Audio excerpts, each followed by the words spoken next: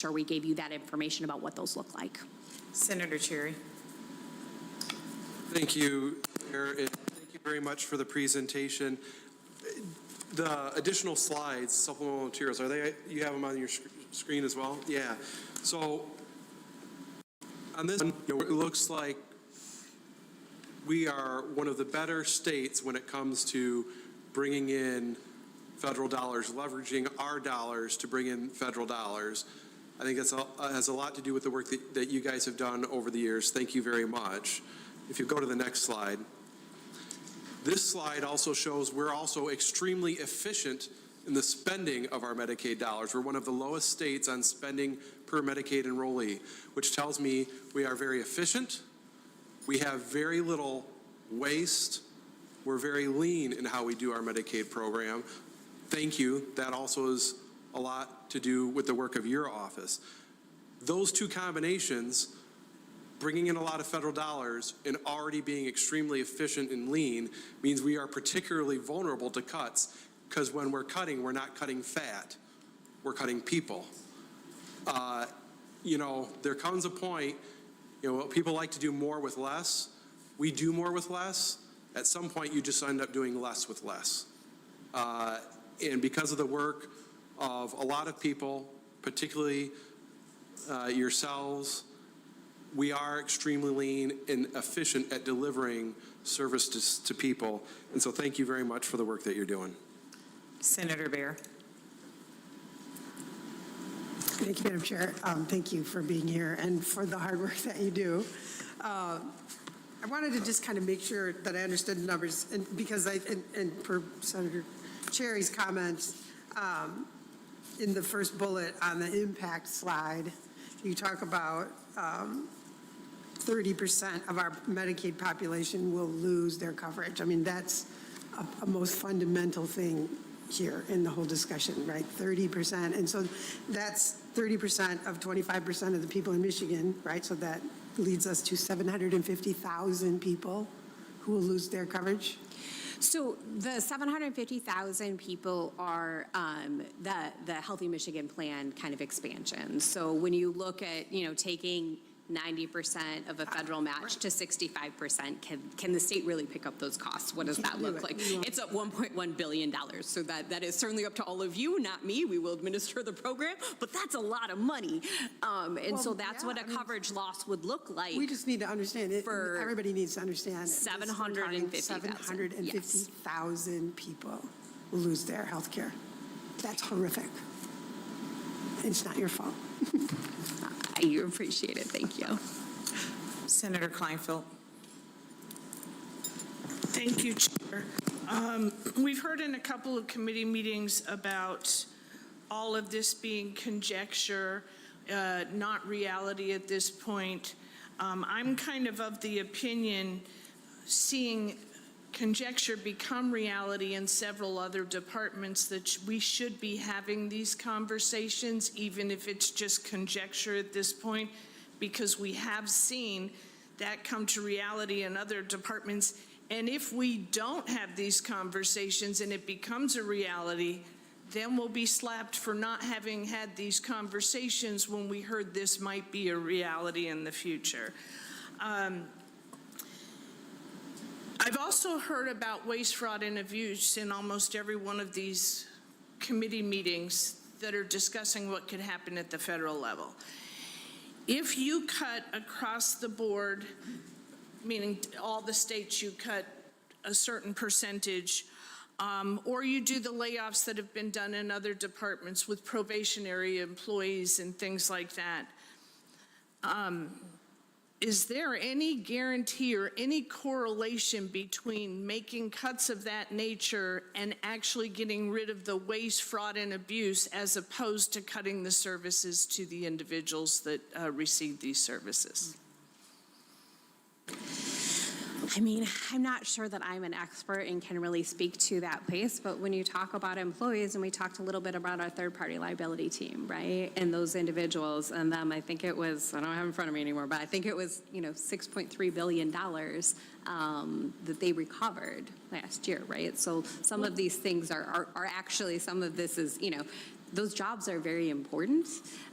There's really only 3 ways to cut Medicaid. You can cut the people who are on it so that they no longer have that care. You can cut the rates that we pay to provide some of these services, like nursing homes and things like that, or you can cut the services we provide. And as we kind of talked just briefly about like what optional services are in Medicaid, we certainly do have some in the state, 80%, about 20% of, kind of when we're looking at that. But there are things that, again, I wouldn't, probably a little biased here, but I don't think are optional. Pharmacy. If you don't mind, I want to get to a specific point, so Okay. I'm going to interrupt you for just a second. Let me make this easier for you. If these cuts that we're discussing take place in your department, can you handle all of those cuts through rooting out waste, fraud, and abuse in your department? That's a yes or no? No. That's what I thought. Thank you. Thank you Chair. so much, Senator. Thank you. Senator Houck? Yes, I'm so glad you're all for getting rid of waste and stuff that doesn't work. So does this mean you're going to finally get rid of the preferred drug list? And for people that on the committee that doesn't know that, the preferred drug list, if you're on Medicaid, you do not get generic drugs. They give you name brand drugs, and the reasoning behind that, they were going to chase coupons, from rebate checks, right?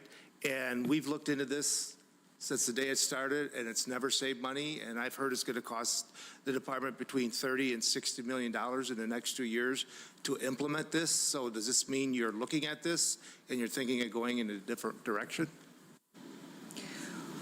We can absolutely follow up with some additional statistics about the preferred drug list, the savings that we have seen, kind of some of what those rebates look like, and what the department has done both under the PDL and in other places, and kind of how those compare.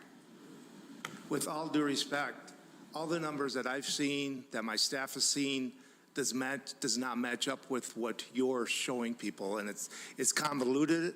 It's you're not saving any money. You're not getting the rebates that you thought you were going to get. Am I right or am I wrong on that point? Is it paying for itself on rebates? The state does receive a large portion in rebates. I would be absolutely But happy that's to not what I work with asked. your Are we team. saving money on the rebates? It doesn't cost us anything because the rebates we're going to pay for everything. Is that happening? We'll have to get you some specific data on Okay, rebates yeah. and what that looks All right, thank like. you. Great question, but I think definitely we want to keep this, specific to the broader conversation around Medicaid. So sounds like she'll follow up with you. Senator Irwin. Thank you, Madam Chair. I can't resist from participating a little bit in the philosophical discussion. We've heard a lot about waste, fraud, and abuse, but I think that the data we saw today and the data that we've seen in our healthcare market for my entire life shows that, yes, there's always some waste, fraud, and abuse in any massively large system like this, but that if we compare what's happening in Medicaid or Medicare to what's happening in the private health insurance environment, Medicaid is very efficient, and the types of cost increases that you're seeing in the private insurance market are much larger, and the cost of providing people care through the private insurance market is much greater. So what we've been doing as a nation, now obviously we don't have that decision here, but what we've been doing as a nation is we've been forcing people into a system that is less efficient than Medicaid, that is more costly and provides worse results. And all we have to do is look around the world to every other country that's already figured this out ahead of us and shown us that we don't have to have, insurance companies, private insurance companies that are taking 15 or more % off the top, spending vast billions of dollars more than what we would spend as a nation if we just had everyone in a single health insurance program. So that is a fact. So we should always be talking about how we can make the systems more efficient, but it is simply a fact that our government systems of Medicare and Medicaid are vastly more efficient than the private healthcare system. I had to say that. Okay, so getting into the details. The question I have for you is, when we look at the big cost drivers in the system, we all know that end of life, we all know that our seniors are a big cost driver, no question. And we also know that our system currently in Michigan is that I would say, limit the residents' availability to get in-home care. We also know that people are happier, healthier, live longer, and cost less if we provide them quality, adequate in-home care. But our policy as a state seems to be to limit the availability of that care, but to tell nursing homes that their doors are always open and we will always pay their bills. So my question is this: if we were to invest more, if we were to dig a little bit deeper in our budget to make quality in-home care available, by making sure that the people who perform that work are paid a wage that doesn't leave them in poverty, could we actually lower our overall costs by keeping more people out of nursing homes where they don't want to be anyway?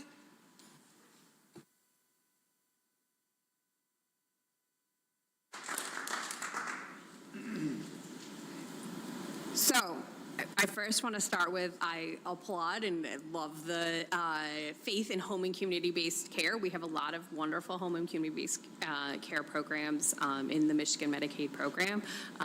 In terms of growth in those programs, I think we have struggled because of wages to grow those programs and kind of an increased investment that would be needed in those spaces. I believe I did cite how much it costs to have somebody in a nursing home, which was $6,200 a month. That's how much we pay in the Michigan Medicaid program. There's obviously a lot of variation there, but I thought it would be helpful for people to know that number. In terms of home and community-based care, again, we have some robust programs that our beneficiaries really support and love, and we would love to see expansions in those places, but we are a little bit limited kind of with expansions just because of the costs and the wages. Thank you. I ask about that because that's something I'm hoping that the department, that our committee, that folks on both sides of the aisle can work together on to make these services more available, because they save money, get better results, make our residents happier. Seems like something we should be doing.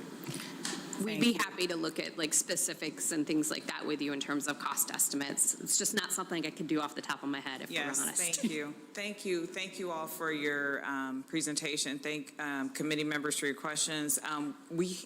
Is it concise and quick? Because we have to move on.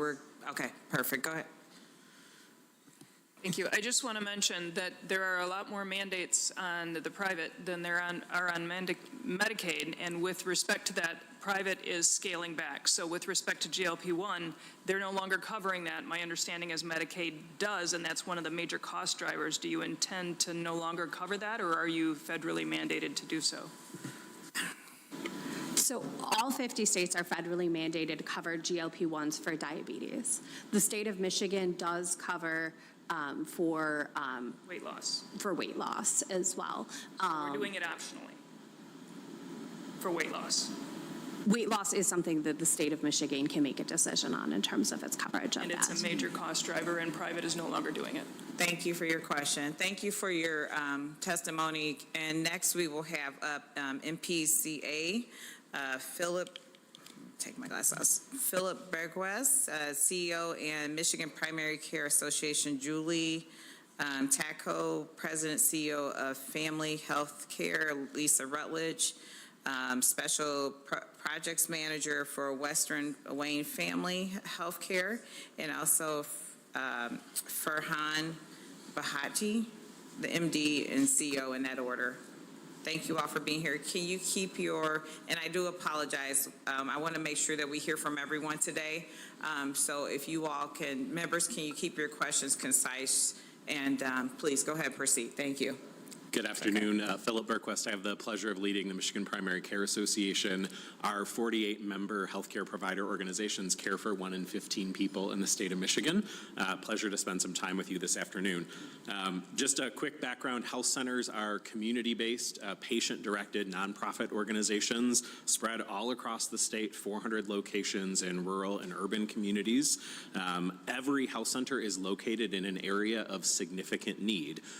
So we really try to to focus on areas where there is great need. Often that is an overall shortage of healthcare providers. Sometimes that's a lack of care that's affordable. Sometimes it's even specific services that we're struggling to provide in communities and attempt to fill those gaps. We also focus a lot on helping people overcome barriers in their access to care. And as you would think, that mission and that approach means we serve a lot of people in public coverage programs. Just to give you a sense of us statewide, 102,000 of our patients are in Medicare, 43,000 are in Medicare and Medicaid or dual eligibles, and 345,000 of those patients are enrolled in Medicaid. And that's just about half, just a little over half of our patients across the state. Although you'll hear from other organizations that are here today, that can be quite a bit higher depending on the individual health center. Sometimes when we talk about health insurance, it can feel a little abstract. And so one of the things I always like to make sure we do is put Medicaid in the context of what it looks like for people's day-to-day lives. And there are a few examples that I think always really drive what that Medicaid really looks like for people day-to-day. Think about Medicaid as the way a kid with asthma gets the medication they need so they can go to school and play sports. Think about Medicaid as the care and the support that a pregnant woman needs to have a healthy baby. Think about Medicaid as the preventive medical and dental services that helps an adult be able to work and engage in their community. And think about Medicaid as the life-saving treatment that people count on that are experiencing everything from high blood pressure to depression to diabetes to kidney disease and everywhere in between. All of those illnesses are really part of the day-to-day of people's lives, and Medicaid plays the role not only in helping them access health care, but to make that access affordable and to really help organizations like our health centers provide that care close to home in a community-driven way. It's always worth noting that most people have either been covered by Medicaid themselves or have a family member that have been covered. So it's close to home. It's something that impacts the vast majority of people in Michigan and across the country. Fewer than 1 in 5 people want to see Medicaid cut in any way. So fewer than 1 in 5. And then 90% of people, if you ask them, can see the value of Medicaid in their local community.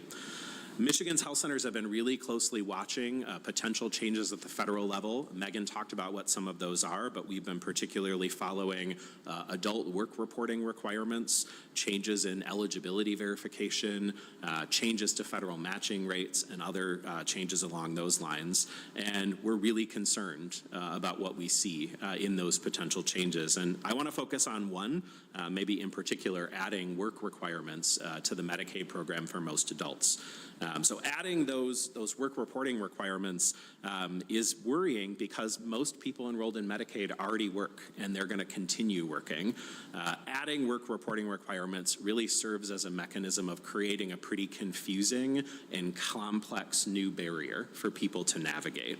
When other states have implemented work requirements, 1/4, so 1 in 4 people subject to those work requirements lost their coverage. And in some states, it's been as high as 2/3. So 1/4 is the kind of conservative estimate.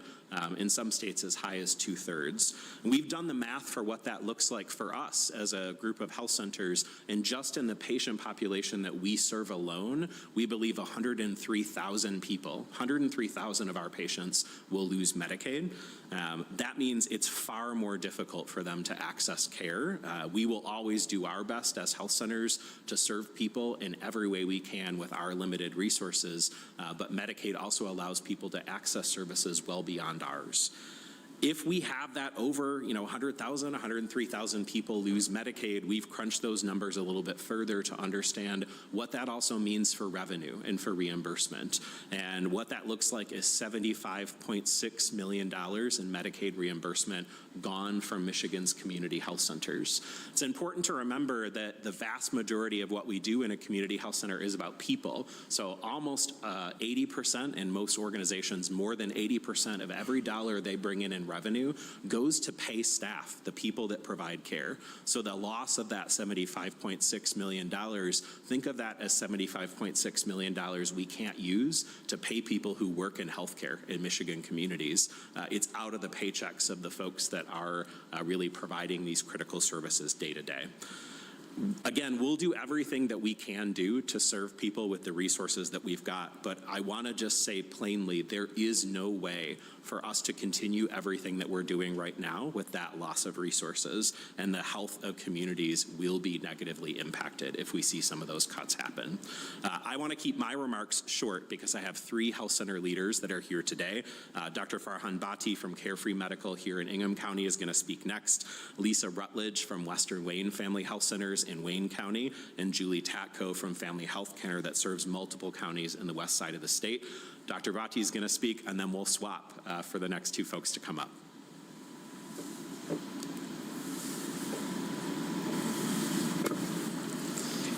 Thank you. Good afternoon. Thank you for the opportunity to speak today, truly. My name is Dr. Farhan Bhatti. I'm a family physician, and I'm the CEO of Carefree Medical here in Lansing. And today, I'm here to appeal to the Republicans and the Democrats in the room. At Carefree, we take care of patients from their very first days on earth to those in older age and people of all ages in between. In 2024, we provided almost 13,000 office visits to 3,800 unique patients, 98% of whom live in Ingham, Eaton, and Clinton counties. These are people from across the political spectrum, Republicans and Democrats. These are people in our community who would otherwise have a very difficult time accessing the care they need to stay healthy. Just under 60% of our patients get their health insurance through Medicaid. An additional 20% of our patients have Medicare. 4 years ago, my clinic, Carefree Medical, began putting the processes in place to become a federally qualified health center, FQHC, in order to provide even more services to even more people in mid-Michigan. After years of hard work, Carefree was finally recently designated as an FQHC just a few months ago. Unfortunately, the threat of Medicaid cuts from some people within the Trump administration is putting those years of hard work at risk. It's putting our patients at risk. FQHCs receive additional federal funds for all the Medicaid and Medicare visits we conduct. This enhanced rate allows us to keep our doors open while serving those who need it most.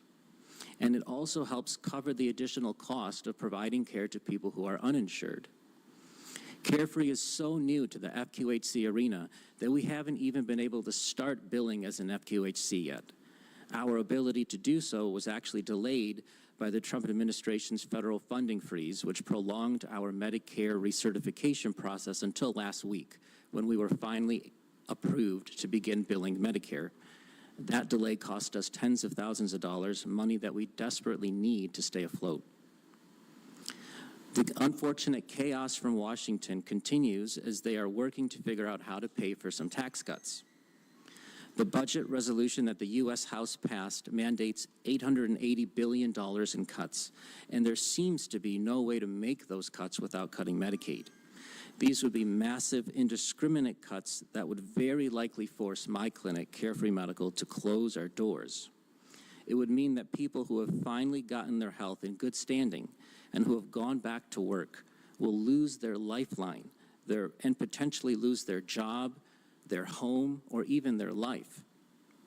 FQHCs, along with clinics and hospitals across Michigan, rely on Medicaid reimbursement to pay their overhead. If large numbers of Medicaid patients suddenly become uninsured, many clinics and hospitals simply won't be able to make ends meet. Their closure means they'd cease care for all patients, not just the Medicaid ones. Already, Carefree is barely staying afloat in our current model while we await the start of enhanced federal reimbursement. Historically, at least 1/3 of our budget every year has been comprised of corporate donations, grants, fundraising events, and individual contributions.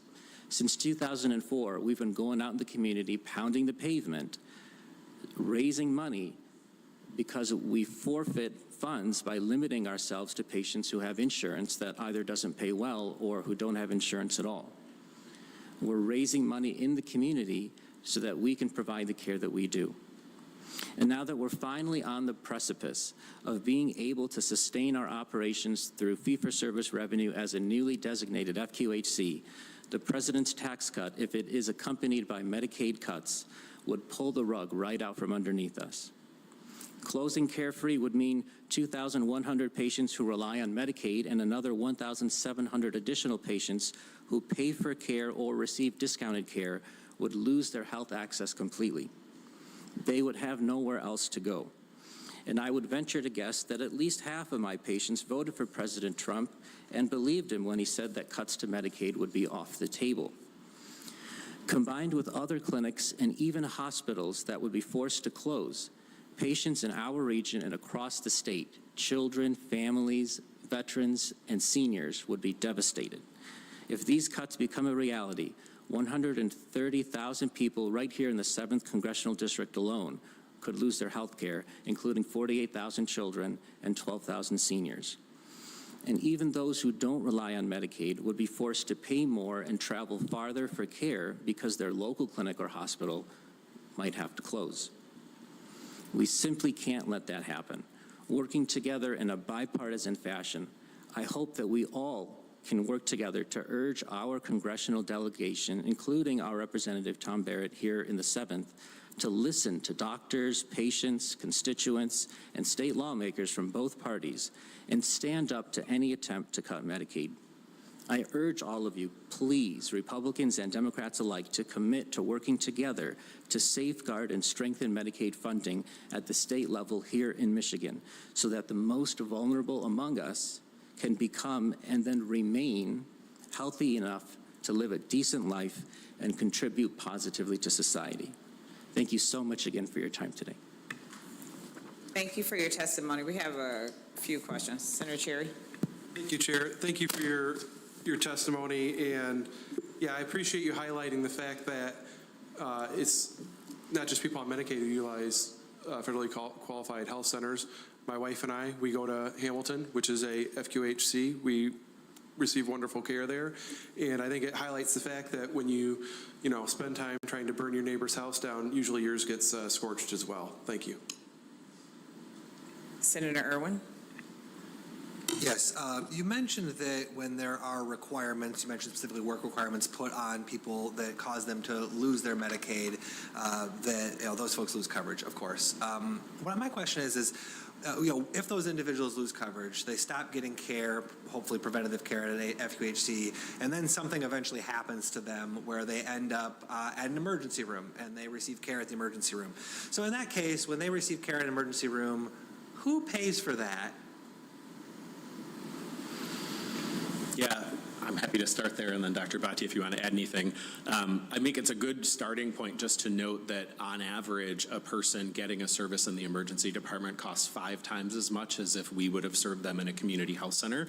And that's because there's a set of standards of care an emergency department needs to be able to meet, and I'm sure our hospital partners will talk about that today. But when a person shows up as uninsured in our environment, we have a very small set of resources that we try to serve them with.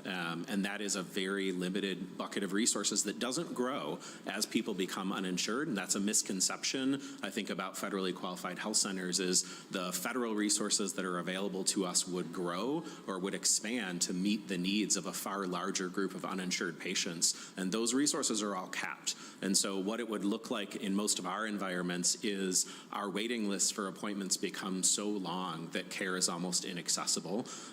When folks, and we've seen this happen in Michigan before, when we've had periods of time when we lost optional benefits in Medicaid, like adult dental coverage, when we can't serve them, often that dental need will get worse. So a small problem that we could have solved turns into a tooth infection or debilitating oral pain or tooth pain. And what happens in the emergency department is the prescription for that antibiotic to get the infection under control or a temporary pain, but the underlying issue still needs to be solved. And there's no ability for us to continue forward without the Medicaid resources to do that, and no replacement federal funds to take care of those needs either. What I've seen in my community is that when people show up at the emergency room, I think because of EMTALA, I know there's a Yep. federal law that requires them to Yep. care for those individuals. So they show up with very acute needs. It's very expensive. They're required to care for them. They do. I think that's the right thing. But then unfortunately, all those costs end up showing up in my premiums and in your premiums and in anyone who's listening's premiums. We all pay for this anyway at the end of the day. So why don't we pay for it in a way that's sensible and smart and organized? Thank you, and thank you for taking the questions. Next, we will have We have Julie and Lisa right behind us. yes, I know. Yep, thank you. Lisa Rutledge, as well as Julie Tacko. Thank you all for being here today. Please proceed. Well, thank you for the opportunity, and we're grateful for Senator Santana, who represents a large part of our service area. So I'm Lisa Rutledge from Western Wayne Family Health Centers. We're in Western Wayne County. We have 4 locations. Like other FQHCs, we do medical and dental for all ages, women's health, OB, behavioral health, and we also do addiction treatment for people with substance use issues. So we served over 16,000 patients last year with about 61,000 visits.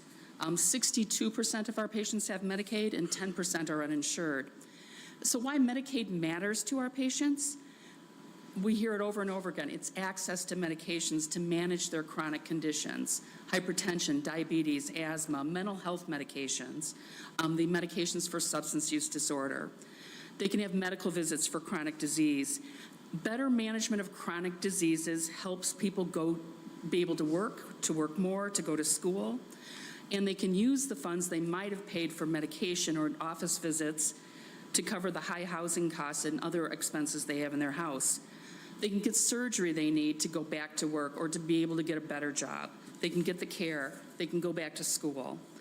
Children get well child visits. They get developmental screenings at those visits to help them succeed in school, to identify problems.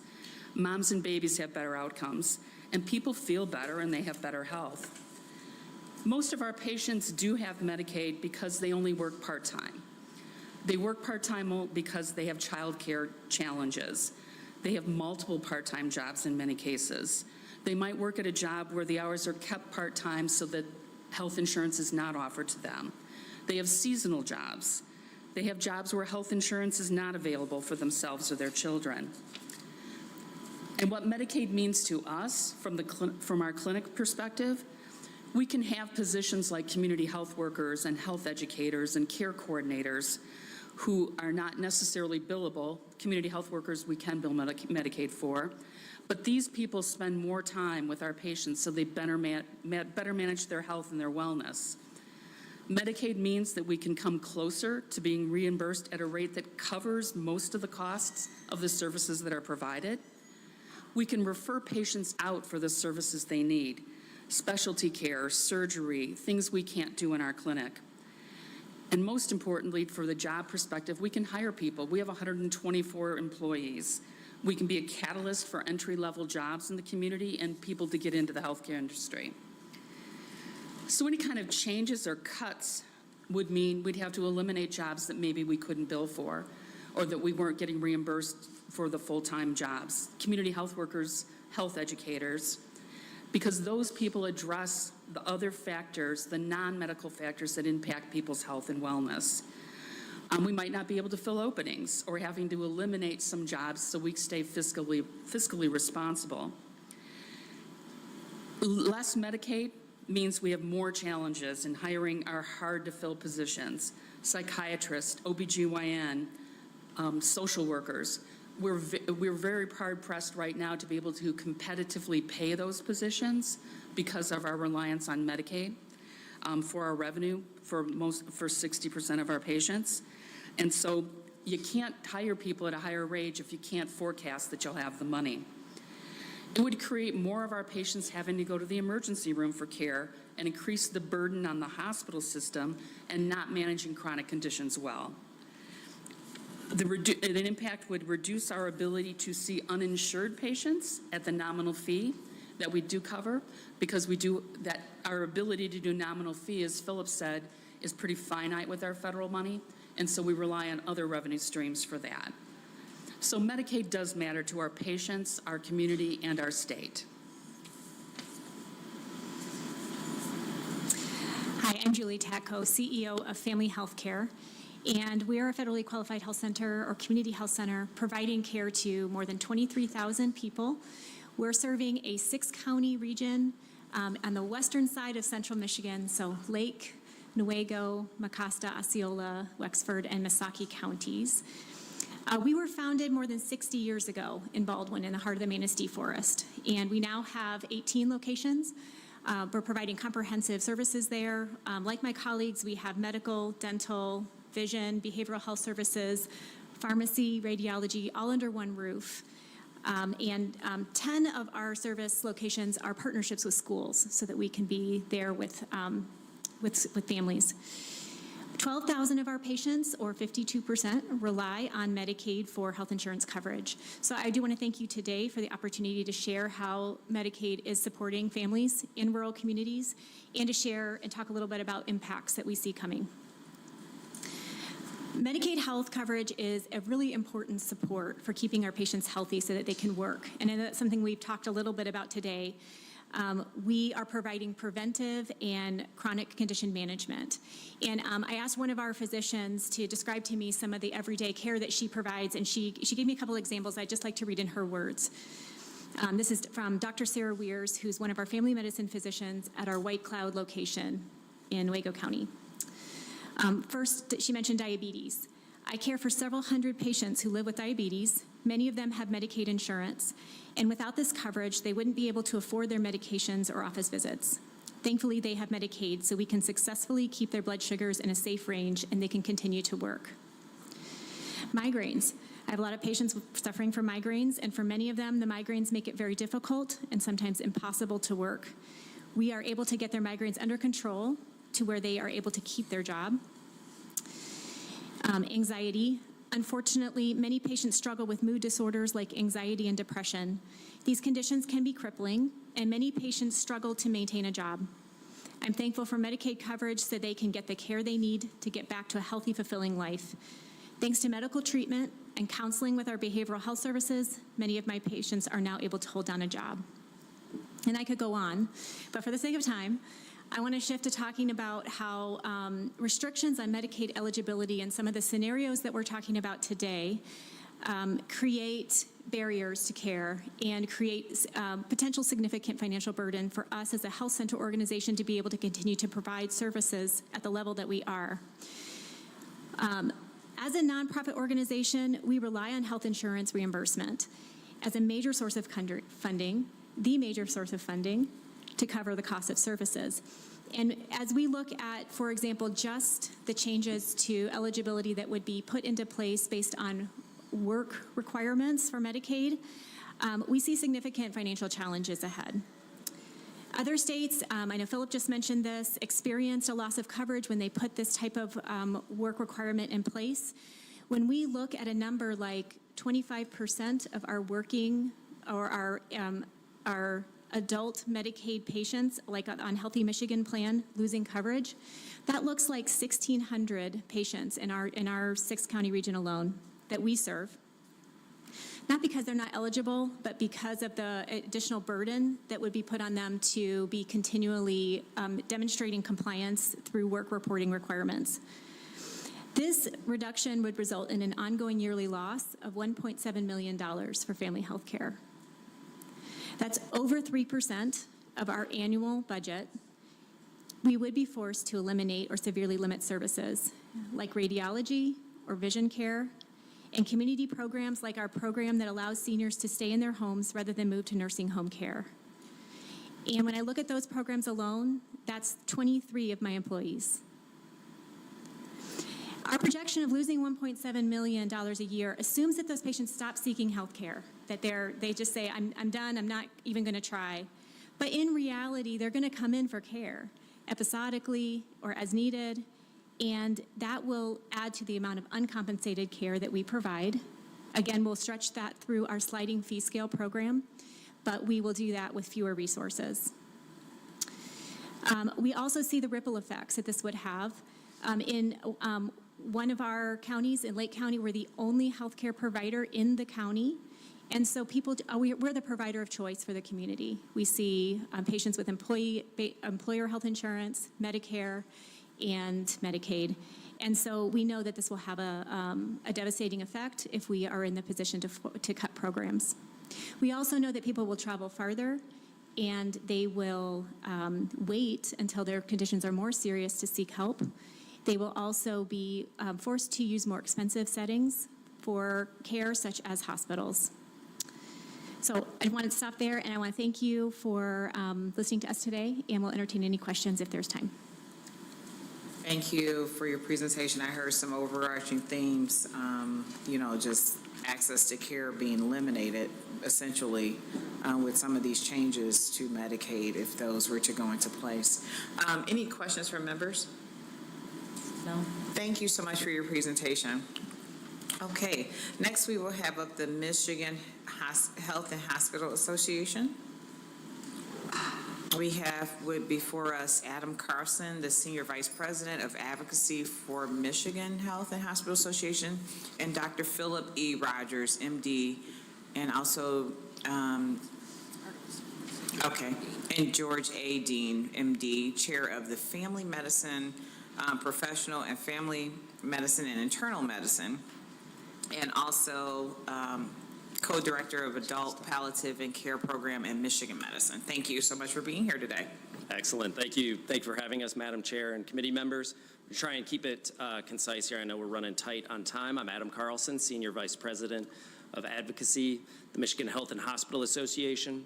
We represent all 129 acute care hospitals in the state. As mentioned in a previous presentation, it supports $77 billion towards the Michigan economy, employs over 216,000 people, but most importantly, those are the hospitals that are open 24/7, 365 to care for the patients in your communities, regardless of insurance type or ability to pay, the ones caring for your loved ones, your neighbors, your friends, and community members. So recent proposals at the federal level would slash Medicaid funding and destabilize accessible and quality health care for Michiganders. Medicaid is a long-standing insurance program that saves lives, keeps hospitals open, and improves the well-being of millions of Michigan and U.S. citizens. It's a cornerstone of the American healthcare system. Michigan Medicaid is the single largest payer for long-term care, maternity care, and mental health services. Michigan hospitals rely on programs like Medicaid to sustain operations and maintain their workforce. I know there's been a lot of talk of waste, fraud, and abuse. For the most part, based on the proposals we've seen, those are just intended to mask the real cuts that could be imposed on the program. So for example, arbitrarily lowering the federal medical assistant percentage, or FMAP, just 1 percentage point, hits the state budget by $150 million. Lowering the tax limit on the quality assurance assessment program creates a $625 million hole in the state budget. Those numbers are unsustainable for the state budget and would lead to unsustainable cuts for healthcare providers. For the patients we serve and those who care for them, this isn't a political discussion. Medicaid is vital for continued access to healthcare and hospitals. If hospitals have to make cuts, those come at the expense of all Michiganders, not just those who receive coverage through Medicaid. The MHA has and always will support efforts to find and eliminate what is truly waste, fraud, and abuse. But decimating long-established legal components of the federal program to support healthcare services and access to care does not come close to any of those terms. Changes of this magnitude cannot be rushed, and we must protect the healthcare providers who serve everyone in the state. Hospitals serve those who are sick and scared, and Medicaid is a large reason why we're able to do so. With that, I want to turn it over to Dr. Rogers here to share a little bit more of the personal side of the program, too. Thank you very much. I'm proud and privileged to be here today as a family medicine physician. I've 30 years in practice, and also I serve as the chair of the Department of Family Medicine at the University of Michigan. And sitting here and hearing from our colleagues from across the street, I was struck by how much we have in common when it comes to the communities we serve. So our department has 6 clinic locations that stretch from Chelsea and Dexter in the west to Ypsilanti and Livonia in the east. And we serve patients in 4 counties that stretch from the Ohio line to Flint, to Jackson County, to West Detroit. And we serve a slice of the state. I can tell you Medicaid is essential for patients in every community that we serve. And I am proud and privileged to be here today on behalf of our teams, that the doctors, the nurses, the nurse practitioners, the PAs, our clerical staff, our MA staff, and also the patients and communities we serve. And I'd like to briefly talk a bit about what this means in our daily practice. We've heard a lot of numbers and a lot of statistics. Ours look very similar to what you've heard from elsewhere. Medicaid cuts mean a loss of service to us. It means a loss of employment. We're in budget season at the University of Michigan, and when I look at my budget, it is 98% people. So if I lose Medicaid revenue, I lose people. And that means access to care. That means employment for our team and members and their families. And I'm going to just take a few moments in the time I have left to tell 3 short stories about patients we have cared for in our family medicine practices. So in family medicine, we have the privilege of serving people from prenatal and obstetric care through pediatric, adolescent, adult, late life, and end of life care. So we see the spectrum, and I can tell you Medicaid supports patients at each and every point of that spectrum. So the first patient story I would like to share with you is a patient we care for through a community partnership we have with the Luke Clinic in West Detroit. So Luke exists to serve pregnant patients and providing prenatal, obstetric, and first year of life care for those without insurance. One of the primary things our Luke team does, however, is when we first meet a patient, we determine Medicaid eligibility. Because we know if they are eligible for Medicaid, we can do so much more for them than we can with the resources we have. So we met a patient not long ago, within the last year, who came to us late in pregnancy, 32nd week, which is not uncommon for our uninsured patients. And we quickly determined that they were eligible for Medicaid and enrolled them. And in their initial evaluation, we determined the patient had HIV infection that they did not previously know about. Now, I've been around in practice long enough to practice when we did not have effective treatments for HIV. And untreated HIV almost certainly is a death sentence. And for pregnant people, it also means that they transmit infection to their baby. Because we were able to enroll this patient in Medicaid, and because of the robustness of the program, we were able to get them started on treatment within 48 hours, which not only improved their health, but prevented transmission of HIV to their baby. So literally saved 2 lives with Medicaid enrollment. The second story comes from our team that works in Chelsea, and this goes back a few years now, but there was a 10-year-old, part of a family in our practice, who developed type 1 diabetes. We used to call this juvenile diabetes. This is the type of diabetes where the pancreas stops producing insulin. So without access to insulin, people with type 1 diabetes get very sick and die. And as with a lot of young adolescents who are first diagnosed, this child and their family struggled to get good treatment. Was in and out of the hospital and missed school. Eventually, this child was one of our first to get an insulin pump. If you're aware of this technology, it really improves the ability of especially type 1 diabetics to control their blood sugar. And the child went on to do very well in high school and graduate high school. And after high school graduation, took jobs, was enrolled in community college, and unfortunately got to the age of 26 when the child was no longer eligible to be insured by their parents and was facing loss of health insurance and thus loss of their access to life-saving insulin. And there was a period of time where they were unable to afford. The patient came to us in crisis, was actually admitted to the hospital because they ran out of insulin.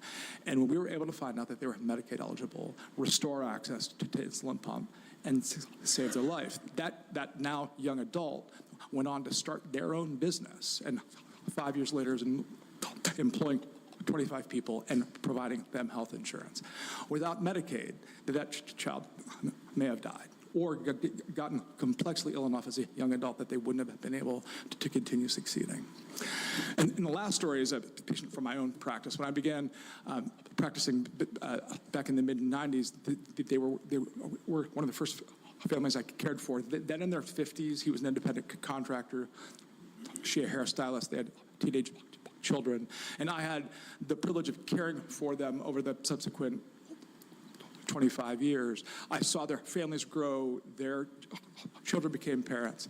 Unfortunately, at the age of 60, the husband of the couple developed early dementia. And for any of you who have had family members or loved ones develop dementia early, that often means that it moves more quickly. So over the course of about 8 years, that this proud man went from being a very busy independent contractor to being completely bedbound. And through that time, the caregiving stress on his wife made it less possible for her to work. And as a contract employee, as a hairstylist, she herself had no insurance. So when it came time for him to require 24/7 around-the-clock care, it was falling to his wife, who was overstressed, to his now adult children who were missing work to be able to care for health crises. Well, we were eventually able to determine, because of what it took for them to care for him, that they became Medicaid eligible, that allowed him to get access to the Medicaid long-term care benefit.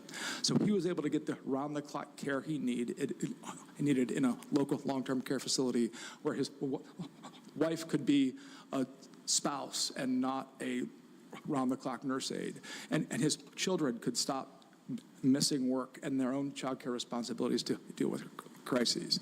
So I could sit here all day long and tell you many more stories about the patients we serve. I'm sure my colleagues here could as well. But the numbers you've heard about this morning, the impact this has is very real, and it really impacts the day-to-day lives of all Michiganders in all communities. Thank you. Thank you, Doctor. Thank you as well, Adam Carson. We have a question from Senator Kleinfeld. Thank you. Some of us have another committee meeting in 4 minutes, and it's not in this building, I don't believe. So, so concise on my question anyway. My concern, my parents live in a rural state, not the state of Michigan, and a lot of their care they have to travel like 150 miles to get. I'm really concerned about rural hospitals because there's a large number of Medicaid patients. If the financial stress were such that these hospitals would have to close down for a period of time, and it was years later that maybe the money's reinfused, how hard would it be to get them back up and running, or how likely would it be that that would ever happen? It's extremely challenging.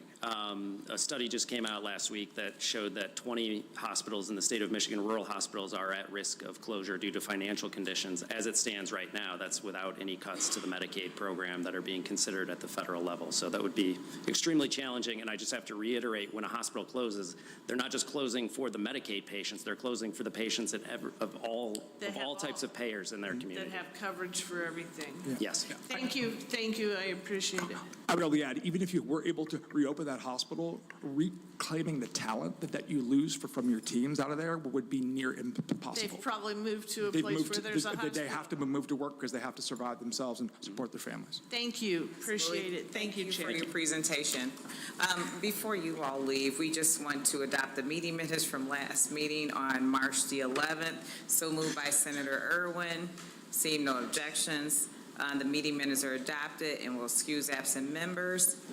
All right, and moving on to Richie Farin, the Vice President of Government Services for Healthcare Association of Michigan. He is joining us via Zoom today. You can go ahead with your presentation. Thank you, Chair Santana. I hope everybody can hear me well. Thank you for the committee for the opportunity to testify and for the flexibility to do this virtually. We had a member conference here in Grand Rapids today, so thank you again.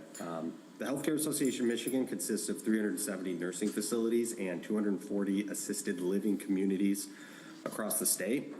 Our membership serves seniors in nearly every county in Michigan, and both our skilled nursing and AL communities do serve Medicaid beneficiaries who are individuals with limited resources who need assistance with activities of daily living and/or 24/7 skilled nursing care. The primary payer source for the care of Michigan's nursing facility residents is Medicaid, which covers the cost of room, board, and their care. More than 66%, so more than 2/3 of Michigan's nursing facility residents are Medicaid beneficiaries. Among all providers who service the Medicaid population, nursing homes have the highest percentage of Medicaid beneficiaries. These Medicaid beneficiaries are long-stay residents. They have an average age of more than 80 years, and their likelihood of becoming independent enough to return to home or to community-based services is very low. With the expansion of options along the long-term care continuum, including the My Choice Waiver Program, PACE, and home health, these long-stay residents are much older and sicker when they ultimately reach the nursing facility setting. Oftentimes, caring for the resident at home by a family member or even a licensed healthcare professional has become infeasible due to their level of acuity. In order to qualify for Medicaid in the skilled nursing setting, an individual must not have more than $2,000 worth of assets, excluding their home and a vehicle. Additionally, a physician must determine that they are in need of 24/7 skilled nursing care. Caring for these individuals in a nursing facility, in many cases, is truly the option of last resort. With limited to no resources and no other options, our member nursing facilities give them access to the care that they need and allow them to age with dignity and respect. Funding for Michigan's long-term care services Medicaid line comes from three sources: state general fund dollars, provider tax, and federal matching funds. In 2024, the line was about $2.5 billion, and it funded nearly 8.3 million Medicaid days at an average rate of $322 per patient day. That's an average of 23,000 Medicaid residents each day. And as Michigan ages, the demand for these resources will continue to grow. The majority of these funds, about 3/4, are directed to staff, wages, and benefits. Quality care is driven by quality staff. Nursing facilities continue to confront historic workforce shortages. Providers have done all they can to attract and retain a strong workforce. Wages have increased more than 30% since 2020, and they offer retention and recruitment bonuses, assistance with transportation and childcare, reimbursement for tuition and student loans. They provide lunches and much more. Additionally, the state has provided a direct care worker pass-through of $3.40, as well as an 85-cent wage pass-through for non-clinical workers. This has been proven very beneficial, for which we are very grateful to all of you and to the state for supporting that program. Unfortunately, still many facilities are forced to turn away referrals due to lack of staff, and a cut to Medicaid would, of course, exacerbate this problem, reducing resources providers have to support their staff, and ultimately result in reduced access to care for Michigan seniors. Our assisted living members interact with Medicaid through the My Choice Waiver Program. This program provides Medicaid funding for individuals who receive long-term care services in their home or in a community setting. The demand for the program is high, and nearly 1 in 5 AL residents relies on the program for their care. There's an extensive wait list for qualified individuals to receive these services. The state has directed significant funding to help reduce the wait list over time over the last decade. However, again, a cut to Medicaid would exacerbate these wait times and result in increased costs for private pay assisted living residents to cover that cut. Be brief here and just finalize. We must protect Medicaid to ensure it supports the entire long-term care continuum, where our state's most vulnerable population can access the care they need, where and when they need it.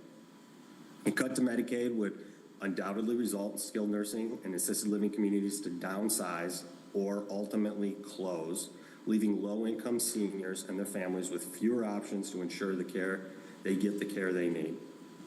These access to care issues will significantly impact our state's most rural and urban areas where the Medicaid usage is above average. HCAM urges all policymakers to protect Michigan seniors. We must ensure long-term care facilities can continue to deliver high-quality care and meet the increasing demand as Michigan ages. And we ask that we protect Medicaid and uphold the promise made to our state's most vulnerable population. So again, I'll be brief and I can answer any questions the committee may have. Thank you, Richie Farner, for your presentation. You know, you spoke a little bit about our aging population, and we do have a significant aging population here in the state of Michigan. I think we have the largest in the country. And so, you know, the concerns are real for our communities across the state as we can continue to support those individuals either living in place or even making options for assisted living or even living in nursing homes as well. But I want to hear from you a little bit. Could you elaborate a little bit on the acuity of patients since the pandemic? Because I know that we've heard a lot, you know, around mental health through this committee and other areas where people need to be supported. But can you elaborate on the acuity of individuals since the pandemic that you all support? Yeah, so even going before the pandemic, that acuity level has continued to rise. Again, as there's more options, you know, where that keep individuals in the community, people are just reaching the end of the long-term care continuum, which is that more institutional setting, the nursing facility setting, later in life, and that acuity level again is higher, which requires, right, an increase in the cost to care for those individuals. Since the pandemic, I think that trend has continued. Those acuity levels will continue to rise. Michigan is aging faster than the national population. The average age of a nursing facility resident continues to rise. If you go back 20 years, you're probably dipping down into the 70s. We're probably close to the mid-80s now, and the baby boomers, which is right, the largest generation, will begin turning 80 next year, January, right? So that age is, we're going to see a significant influx of seniors who have a need for these services, so that demand will continue to rise. I think right now we're around 2.5% of the population is that age. I think we're going to see that double over the next decade plus, to where, you know, 4.5%, 5% are that old as we call it. So even with the expansion of other options along the long-term care continuum, all of them are going to experience an increase in demand, and the same will go for skilled nursing facilities. Yes, thank you so much. Well, thank you so much for your presentation, and thank each and every one of the speakers today who uplifted just the overarching concerns with cuts to Medicaid at the federal level. I know that for my district has the largest population of people who actually access Medicaid. And so it's a big concern as a chair of this committee, as well as for the people across the state of Michigan. I was in northern Michigan not too long ago, in Kalakaska, and I read a news article about an individual who was working, doing some odd and end jobs at someone's house, and they cut their hand, did not have any health care, went to the hospital. The hospital assistants there were able to get that person on Medicaid and get them, you know, the support they needed just to be able to make sure that they could take care of the cuts that they received to their hand. And so it just speaks to the level of importance of having access to care. And I think that Michigan does it well. We've seen where the department talked a little bit about how we've been able to access dollars at the state level, 65%, but also being able to match that dollar amount to help support access to care as well, but still being efficient with how we actually deliver services with those dollars. So I'm hopeful that this conversation will continue to happen. not only here at the state level, but also with our federal partners, making sure that our colleagues at the federal level are pushing to make sure that we do not cut a service to our populations across the country, not just here in Michigan, but across the country who access this healthcare system in a magnitude that is beneficial to everyone. So with that said, I want to thank everyone for being here. We will continue to have this discussion, but definitely we understand the ripple wave effect it not only has on people, our constituencies, but also the healthcare system in its totality. So thank you all. And with that said, I don't have any objections to adjourning, so that's good. The Department of Health and Human Service Subcommittee on Appropriations is now adjourned.